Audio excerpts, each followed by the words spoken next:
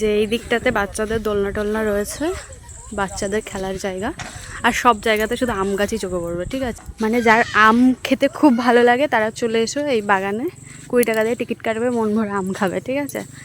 কারণ চারিদিকে আম গাছ, দেখো চারিদিকে আম গাছ আর আমে ভর্তি গাছে। হ্যাঁ, ছোটো ছোটো আম গাছ, এই যে সহজেই ধরবে আর খেয়ে নেবে, এই হলো কথা।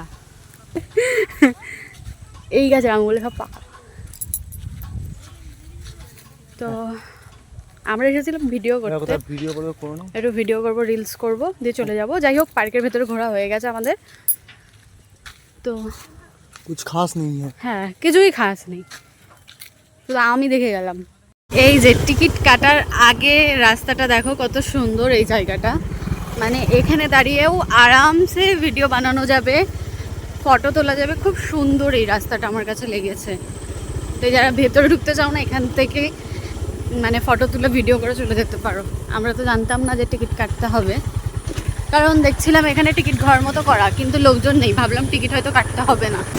তো ভেবেছিলাম যে টিকিট কেটে যখন ঢুকছি ভেতরটা হয়তো খুব সুন্দর হবে, কারণ ভিডিওতে সত্যি মানে অন্যরকমই লেগেছে, খুব সুন্দর লাগছিল। তো সেরকম কিছুই নেই সেরকম। তো যাই হোক, খারাপ লাগলো না, ঘুরলাম ফিরলাম, আম ছিঁড়লাম, তারপর বাড়ি যাচ্ছি, টাটা।